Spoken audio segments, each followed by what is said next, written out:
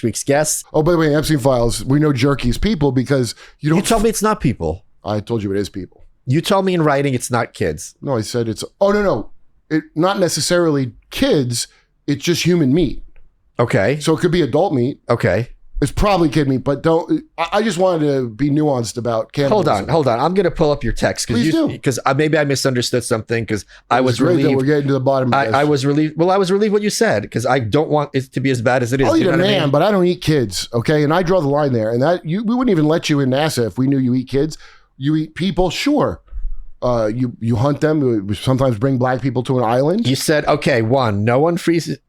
Oh, I was wrong. You were right. Yeah, I wouldn't. You said no one freezes jerky. No one redacts legitimate beef jerky emails. It's human meat. It does not mean baby meat. You said that. I stand corrected. I send a lot of beef jerky emails, and it's very clear. I leave the name and address of everybody who made the jerky.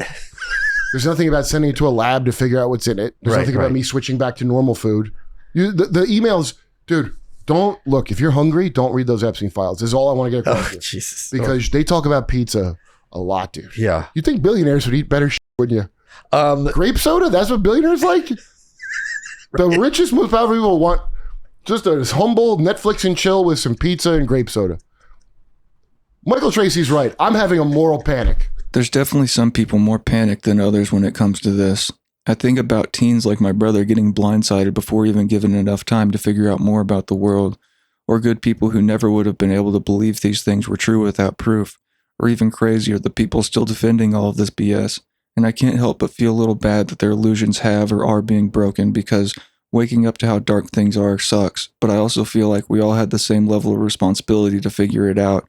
And at some point, not to consider these things, you would have had to have your head in the sand. That little oily man who looks like he leaked celebrity nudes 10 years ago. He looks like the kind of guy that has celebrity nudes and leaks them on Reddit. That's what he looks like. Okay. I have to say, what a great point. On moral panic. The reason he's doing this, I just watched a clip of him. Okay. It got upwards of 20 likes. Okay. And thousands of views. He goes, why am I doing this? Because I hate moral panics more than I hate cannibalism and child grape soda. Wow. Tell me. Oh, and guess who was working with him now? Who? Signal boosting him. Who? Bacha Ungar. Who's that? Oh, from the Hill, the Zionist. Guys, tell me that Israel worked with Epstein. By the way, Epstein's alive. Don't worry, guys. Relax. He's not dead anyway. We can all stop fighting about suicide. Thank God he's here. I always said this. If he's dead, then he worked for Israel. If he's alive, Israel worked for him. Explain that. Well, he's the mouth of, you don't know about Lord of the Rings, but yes, I do. I don't like it. I know about it. You're right to not like it. Maybe it's because I haven't seen Lord of the Rings, but even though I understand what a mouthpiece would be, I think a lot of the broader implications of this are still missed on me. It sounds very significant that Israel would be working for Jeffrey, but I don't think he did a great job explaining just how far-reaching those implications go. I know the leaders of countries aren't necessarily the top level of power, but it's just hard for me to make the connections here that I think should be more obvious to me. But I'm kind of dumb and have major gaps in my knowledge of history and politics. Because that guy's a piece of shit. So wait, the mouth of Sauron, the guy who speaks for the evil Sauron? Yeah. That's what Epstein was for the Rothschilds. And we know that for a fact. In the Steve Bannon interview, which is heavily, they only gave you like part of it. Is that true? What? The Steve Bannon interview, it had edited down? Well, Burmis is the guy who first put me on to where Bannon goes, don't you have an island of Dr. Moreau of genetic? That's in the preview. Holy crap. And Bannon says this? Oh, dude, go on. I'm not arguing with you. I'm just shocked. If you look up Kyle Dunnigan and me, the talk down where it's Sly Sloan and me and Sly wants to be a newsman, I took the previews of the Epstein Files interview. Right. From way back when that never came out. And Bannon was on the show and Jimmy asked him, Bannon, I can't even tell you what he said. It was like, it just made us move along, whatever it was. It was like Kamala Gibbert, like word salad? No, it was way better than that. It was like very, like it didn't sound dumb, but also it was so like, oh, okay, some business reasons, I guess. He ran some NLP on you. 100%. He did it. It worked. He was prepared. Well, yeah. He's not dumb. No one's going to call Steve Bannon he's a dumb. spy. Julian Dory is probably right. He's probably a spy. This dude, Julian Dory, whose podcast he did, I still don't know the details, but I bet you he's right. Anyway, Bannon asked him, he goes, what do you like? This thing of you love me too, or Time's Up is just another one of your SOP. I don't know what a SOP means, but he goes, no, I've Standard operating procedure.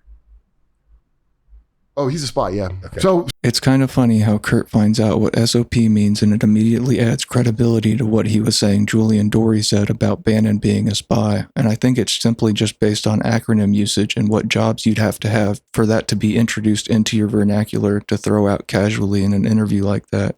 I don't know if he's right or wrong, but it's a pretty interesting hint nonetheless. So Epstein goes, no, I've always been a big supporter of Time's Up.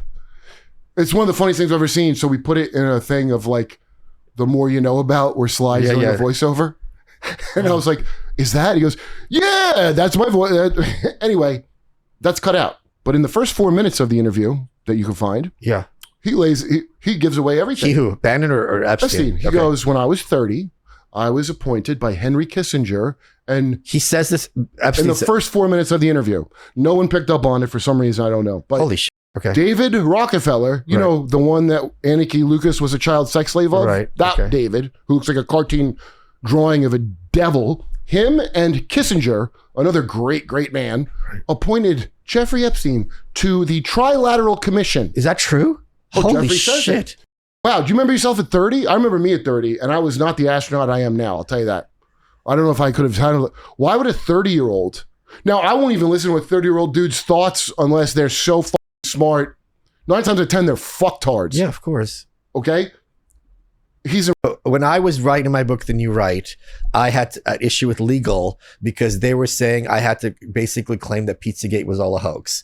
And I said, look, I'm not saying this definitely happened. I'm not going to make accusations in writing that's going to lead to legal exposure, but there's stuff in there that is at the very least disturbing. It's crazy how everyone was covering up Pizzagate and delaying the awakening the files have provided to some degree. I don't know how we'll ever get everyone on the same page at the same time where anything gets done about it, but more and more people are realizing that their quote-unquote crazy dads and uncles were right about a lot of things around 2020. We kind of need like a public holiday where we have Kurt Metzger and Sam Tripoli as mandated television going through the files and everyone gets a heads up like all stores will be closed and the only thing available on TV or streaming is this feed of Kurt and Sam going through the files. And there's one photo I'm thinking of on Instagram that was on James Elephantis' Instagram. And it's a little girl. She's 6 or 7 and she has her arms on a desk. Taped to it. And taped. With Scotch tape. It wasn't it was Scotch tape, I think it was. It doesn't really matter. Oh. And she's just looking at the camera scared. Now, I can assume whatever this like Chuck E. Cheese. You can make the argument for me, this is for fun. It's going to be really hard to pass that sniff test and tell me, oh, this is fine. And I've seen things like this all the time. I don't. So you said... Exactly, dude. That's all I'm saying. You can't tell me this is common. There's something not cool about this. That's it. And you can't deny that. So you sent me this clip, which really screwed me up when you sent it to me. Because the before and after is the thing. Right. Or after and before. It's a girl who looks very similar, but she's obviously been a burn victim or something. She's been skinned. There's scars all around her face. She's half asleep. Twitching. I didn't really look at it too hard because I can't. Me neither, but it's in my memory forever now. Yeah, right. I never saw the Charlie video. I'm very happy I haven't seen the Charlie video. Oh, I don't know how you avoid it because I went on social media. Oh. Someone DM'd me about it and I'm like, I knew him. I'm like, I need to see this. You see what you're saying? Just like the Challenger. For some reason, some of these, it's required that you see it. That's called a message to the masses. It is. What about Trump getting shot? That's a message to the masses. Now, dang, it's surprising we actually found someone who managed not to see that.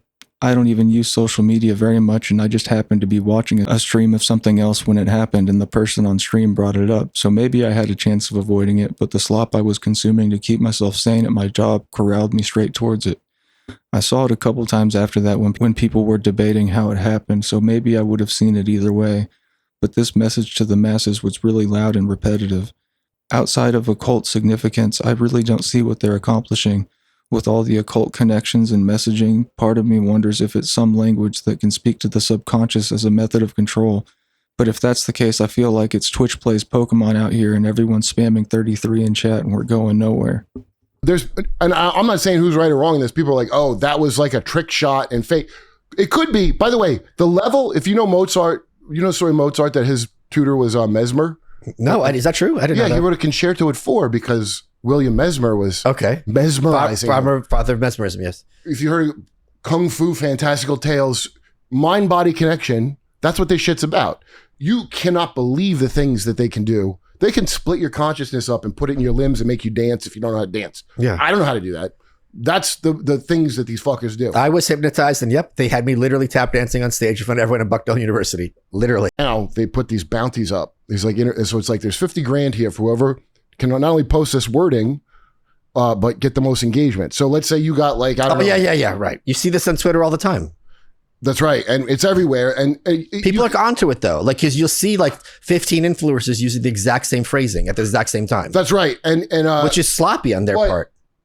Well, they don't, it's fine. Just throw a lot of shit out because people are also naturally doing it. You just described what they naturally do. Right. That's true. It's both. Yeah. So usually that's like, you know, talking to a parent that watches like Fox News or something or CNN or my aunt, like I worry about the future of our democracy. Right.